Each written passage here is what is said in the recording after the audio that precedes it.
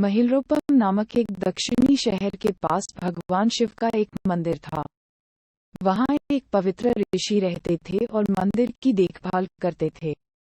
वे भिक्षा के लिए शहर में हर रोज जाते थे और भोजन के लिए शाम को वापस आते थे।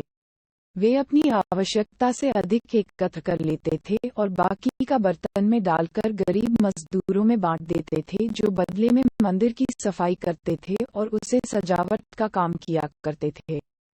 उसी आश्रम में एक चूहा भी अपने बिल में रहता था और हर रोज कटोरे में से कुछ न कुछ भोजन चुरा लेता था।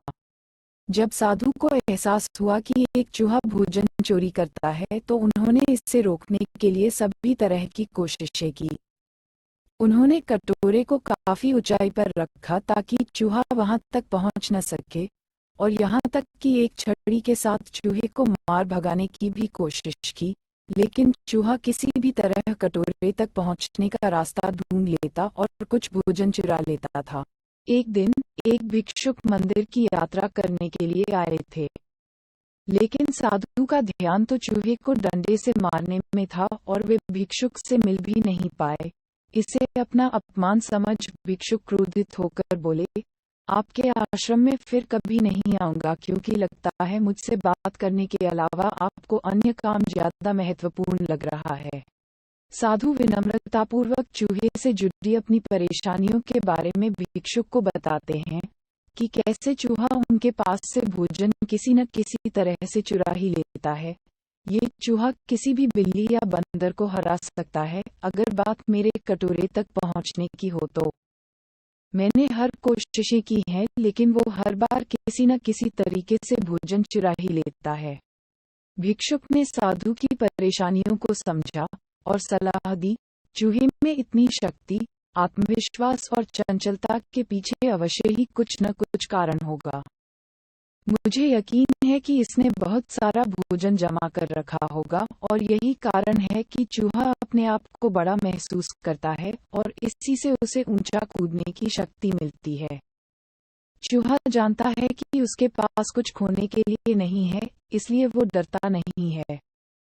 इस प्रकार साधु और भिक्षुक निष्कर्ष निकालते हैं कि अगर वे चूहे के बिल तक पहुंचने में सफल होते हैं, तो वे चूहे के भोजन के भंडार तक पहुंचने में सक्षम हो जाएंगे। उन्होंने फैसला किया कि अगली सुबह वो चूहे का पीछा करेंगे और उसके बिल तक पहुंच जाएंगे। अगली सुबह वो चूहे का पीछा करते हैं और उसके बिल के प्रवेश द्वार तक पहुंच जाते हैं। जब वो खुदाई शुरू करते हैं तो देखते हैं कि चूहे ने अनाज का एक विशाल भंडार बना रखा है।